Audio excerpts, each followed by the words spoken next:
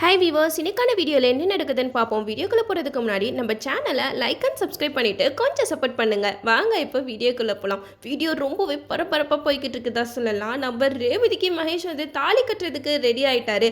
அந்த நேரத்தில் நம்ம ரேவதி வந்து மகேஷ் கையை பிடிச்சிட்டு என் கழுத்தில் தாலி கட்டாத மகேஷ் கொஞ்சம் நேரம் வெயிட் பண்ணுவோம் அப்படின்னு சொல்லிட்டு ரேவதி வந்து சொல்கிறாங்க. அப்போ சந்திரகலா பயங்கரமாக ரேவதியை திட்டுறாங்க.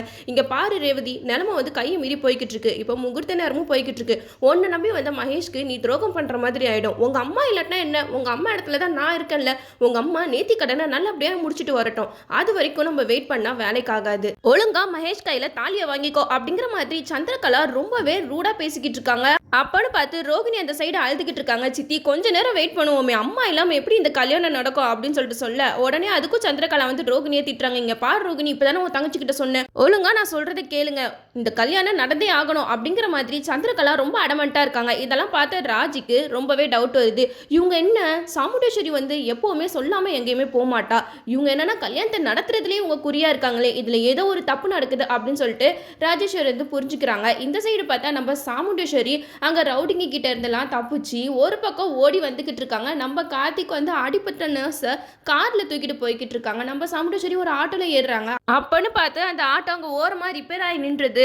உடனே நம்ம சாமுண்டேஸ்வரி பயங்கரமா டென்ஷன் ஆகி அங்க இருந்து இறங்கி மண்டபத்துக்கு வேர்த்து விறுவிறுக்க ஓடிக்கிட்டே தான் இருக்காங்க. இங்க மண்டபத்துல மகேஷை எல்லாருமே சொல்லிக்கிட்டு இருக்காங்க, டே தாலியை கட்டுடா ரேவதி கழுத்துல, இல்லைன்னா அவ்வளோதான் உன்னோட சாப்டர் முடிஞ்சிடும் அப்படிங்கிற மாதிரி அங்க சந்திரகலா வந்து மனசுல நினைச்சுக்கிட்டு இருக்காங்க. இந்த சைடு நம்ம ரேவதி இல்ல அம்மா வரணும் அப்படின்னு சொல்லிட்டு ஒரு பக்கம் அழுதுகிட்டு இருக்காங்க.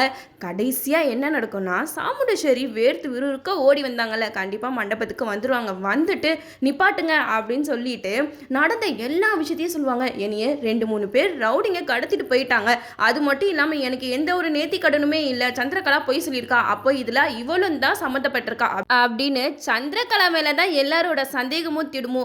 ஏன்னா சந்திரகலா சிவனாடி இவங்க 2 பேரும் சேர்ந்து தான் அங்க சாமுண்டேஸ்வரியை கடத்திருக்காங்க. அது மட்டும் இல்லாம இவ்வளவு நாள் வந்து சந்திரகலா வந்து நல்ல மாதிரி நடிச்சிட்டு இருந்தால, இப்பதான் அவங்களோட வண்டவாளம் தண்டவாளம் எல்லாத்தையுமே சாமுண்டேஸ்வரி புரிஞ்சுப்பாங்க. அது மட்டும் இல்லாம இந்த நேரத்துல கலாட்டா போய்கிட்டு இருக்கோம். நம்ம கார்த்திக்கும் அவங்கள ஹாஸ்பிட்டல்ல ட்ரீட்மெண்ட்லாம் முடிச்சு கூட்டிட்டு வந்து மகேஷ் மாயா இவங்கள பத்தின விஷயத்தை எல்லார் முன்னாடியும் சொல்லி அசிங்கப்படுத்தி கடைசி நேரத்தில் இந்த கல்யாணத்தை கார்த்திகோட தான் ரேவதிக்கு பண்ணி வைப்பாங்க. அது நம்ம எல்லாத்துக்குமே தெரிஞ்ச விஷயம் தான். ஏன்னா ரேவதி மகேஷ் இவங்க 2 பேருக்கு கல்யாணம் நடந்துருச்சுன்னா அவ்வளோ தான் சீரியலை இழுத்து மூட வேண்டியதான். அதனால இந்த மாதிரி சீன்ஸ் எல்லாம் வரதுக்கு வாய்ப்பெல்லாம் கிடையவே கிடையாது.